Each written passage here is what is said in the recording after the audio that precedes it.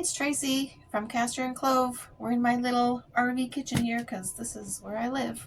And today we're going to make a mocha, a healthy mocha. So you should probably stop getting your drinks through the drive-through. Well, A&W is actually pretty good. They have organic coffee actually, but not organic cocoa. I'm going to use organic decaf, organic chicory, organic coconut milk, organic cocoa, and organic cinnamon. And I stopped drinking caffeine because it can stimulate your adrenals, and then now you have kind of this, too much adrenaline, I guess it is, running through your system, and it affects your nerves, and this can affect pain and anxiety, and our nerves are under enough stress as it is. So you need to keep things calm and not, exacerbate the situation. Okay, let's get to it. Watch me make this. It's easy, and you can make it too, and it's delicious. It's the best ever. Okay, we're gonna make our mocha, our healthy mocha. So I call it healthy because I'm using organic decaf coffee. You should always get your coffee organic, I think. And I'm using chicory. So this is what I use. I have no sponsors here. Organic chicory. So it's a root. It's dried, it's roasted, and it kind of tastes like coffee. It's kind of got more of a molassesy flavor, I guess. So if you make it too strong, it's very molassy. But I mix it half with decaf and half the chicory. So chicory is good for you. It's an inulin, good for your blood sugar. So this is just the roasted dried root. And some people just brew this like in their coffee machine. But I like to, boil the crap out of it and get as much out of it as I can. So I'll actually just boil it on the stove. And sometimes I'll just put my decaf in there too, like cowboy coffee, boiled on the stove. And then if it's too strong, just water it down. It's just not a problem for me. But there also is instant chicory powder. So I literally just right now put like half a tablespoon of this, and I added some water. This is my frother.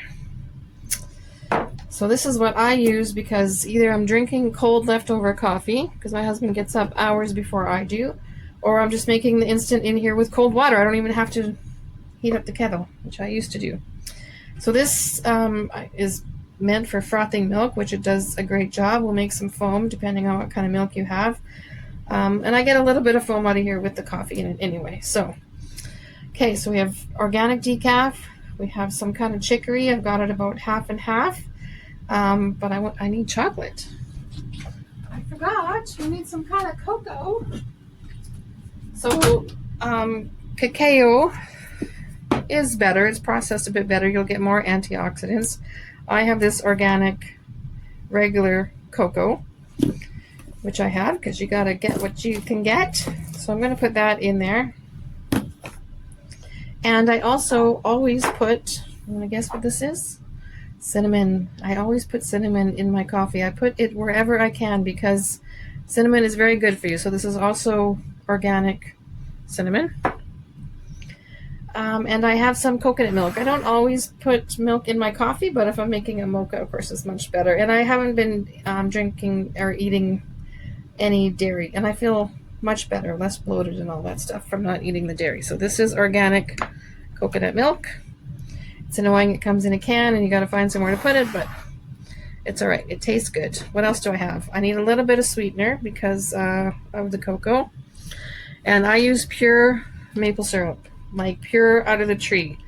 This is like $16 a bottle, but it'll last me almost a month because I don't use too much sweetener.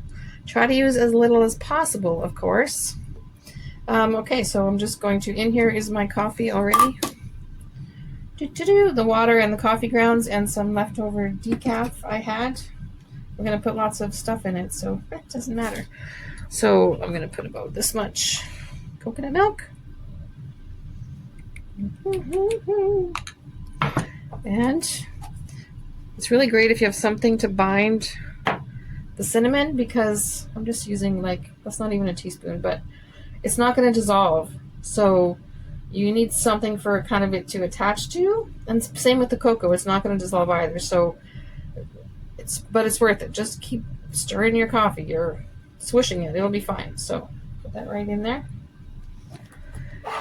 Now the cocoa, I guess I need a clean spoon for that. Now cocoa is good for you, but it also is fat. I know there are good fats, but fat is fat. It's still hard on your body. Like there's, let's see, a tablespoon has like half a gram. So it's fine. Yeah. I know it's good to eat fats, but you're clogging down your system, and if you clog down your pancreas and liver with fat, then you have a harder time making insulin, and that can actually affect your blood sugar, right?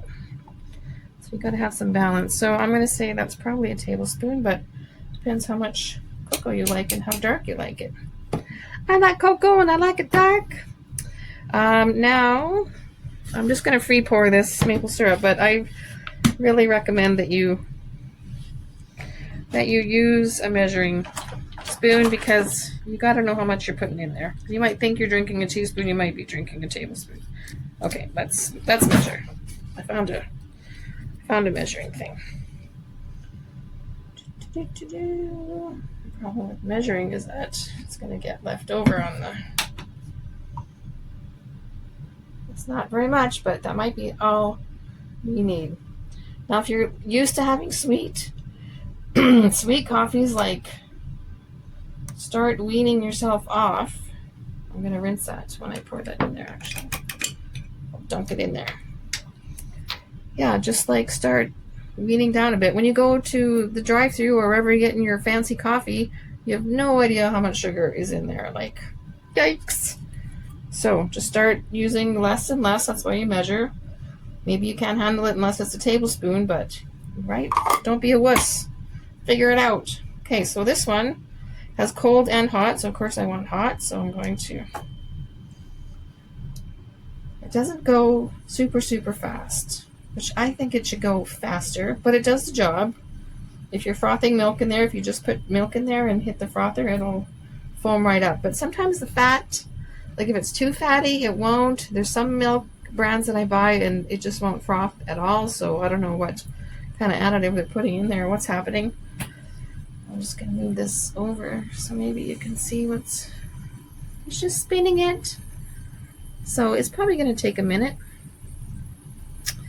And I can see I have some cinnamon or cocoa actually just fell down in the middle right on top. But it gets really hot. And it's not quite hot enough yet. Okay, it's feeling pretty hot. It's still going. It'll stop when it's done, but I think it's good. So you can just push the button or lift it off. See, I got some froth in there. Now, if you wanted more froth with your dairy or coconut milk or whatever you have, then, ooh, my cup is little. I'm going to sip that and put more froth on top. Oh, it's so good. I could have put more cinnamon. Actually, I was making like a Mexican coffee and putting fresh dried chili pepper in with the cinnamon. Look at that. Look at this nice cup I got. There you go. Fancy mocha at home. And I think it's pretty darn healthy the way I made it. So give it a try.